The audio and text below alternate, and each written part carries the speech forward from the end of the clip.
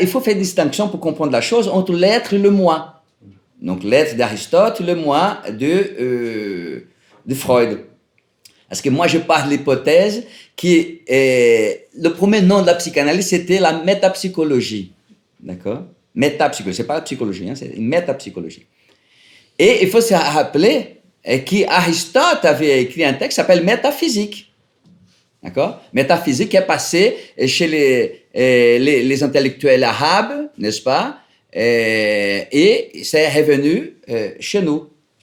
Vous voyez le poids d'une religion sur un esprit, n'est-ce pas? Aujourd'hui, quels sont les intellectuels arabes que nous avons aujourd'hui? On ne peut même pas péter de travers qui Allah vient, et sinon quelqu'un vient vous couper la gorge, etc. etc. C'est un enfer, quoi.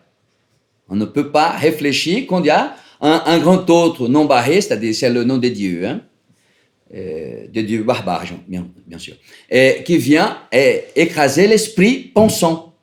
Eh bien, c'est l'Aristote des Arabes, donc de textes arabes, donc du grec vers l'arabe, les auteurs arabes, qui est revenu chez nous.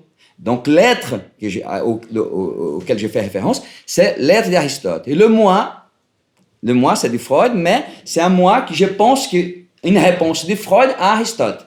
C'est mon hypothèse, ça ne coûte rien de faire des hypothèses. Donc il y a l'être et le moi. Donc l'être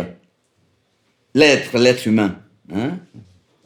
Parce qu'Aristote parle aussi de n'importe quel l'être, tout ce qui a un mode une forme de vie, c'est un être. Hein? Les arts, ce sont aussi des êtres, n'est-ce pas? Mais des êtres, c'est la manière d'exister qui fait un être pour Aristote. Donc, l'être en soi, donc nous, en tant qu'être, ne nous aimons pas. Bien sûr qu'il y a des religions, la civilisée, la catholique, comme disait Lacan, qui a mis en évidence quelque chose d'un symbolique pour calmer un peu le jeu de ces pulsions féroces. La pulsion de mort, c'est interdit de se suicider, etc., etc. Il y a des gens qui ne se suicident pas parce qu'ils croient ceci, cela, etc. Tant mieux. Je ne suis pas contre les religions, je suis contre la barbarie. Donc, il y a l'être, il ne s'aime pas. Et le moi, il est aliéné.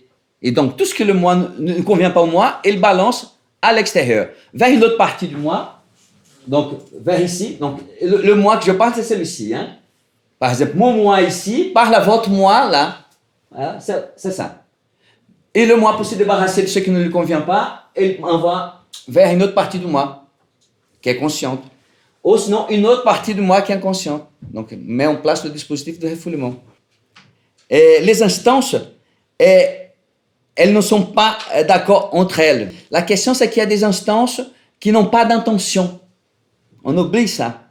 C'est comme avec Darwin, n'est-ce pas? On pense que la nature a une intention, etc. Et ça affiche complètement une confusion de tous les enfers pour la traduction et pour la lecture du